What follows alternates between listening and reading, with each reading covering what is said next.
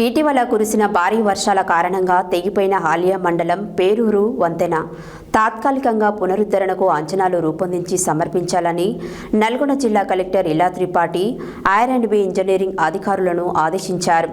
శుక్రవారం ఆమె నాగార్జునసాగర్ శాసనసభ్యులు కొందూరు జేవీరెడ్డితో కలిసి పేరూర గ్రామ శివారులో తెగిపోయిన వంతెనను పరిశీలించారు.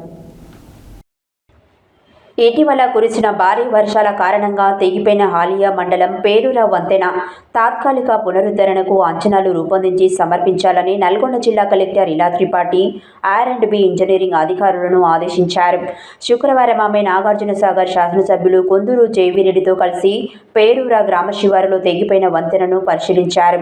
ఇంజనీరింగ్ అధికారులు గ్రామస్తులతో వివరాలను అడిగి తెలుసుకున్న తర్వాత కలెక్టర్ మాట్లాడుతూ, వంతెన తెగిపోవడం వల్ల ప్రజలు రవాణాకు రాకపోకలకు ఇబ్బందులు కలగకుండా తక్షణమే తాత్కాలిక చర్యలు చేపట్టాలని, ఇందులో భాగంగా పేరూర వంతెనకు తాత్కాలిక మరమ్మతులు చేపట్టేందుకు అంచనాలు రూపొందించాలని, అలాగే శాశ్వత ప్రాతిపదికన హై లెవెల్ బ్రిడ్జి నిర్మాణానికి ప్రతిపాదనలు సమర్పించాలని R&B అధికారులను ఆదేశించారు. అయితే చుట్టుపక్కల ఉన్న 7-8 గ్రామాల ప్రజలు కూడా ఈ వంతెన తెగిపోవడం కారణంగా రాకపోకలకు ఇబ్బందులు పడుతున్న విషయాన్ని నల్గొండ జిల్లా కలెక్టర్ దృష్టికి రాగా ఆమె స్థానిక శాసనసభ్యులతో కలిసి వంతెనను పరిశీలించి తక్షణ చర్యలు ఇంజనీరింగ్ అధికారులకు ఆదేశాలు జారీ చేశారు.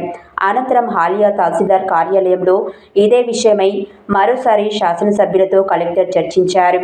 జిల్లా కలెక్టర్ ఆదేశాల మేరకు తాత్కాలిక వంతెనకు తక్షణ చర్యలు చేపట్టాలని శాసనసభ్యులు కొందూరు జేవీరెడ్డి సూచించారు. అనంతరం జిల్లా కలెక్టర్ ఎమ్మెల్యేలు నాగార్జునసాగర్ నియోజకవర్గ పరిధిలో చేపట్టిన అభివృద్ధి సంక్షేమ కార్యక్రమాలపై చర్చించారు.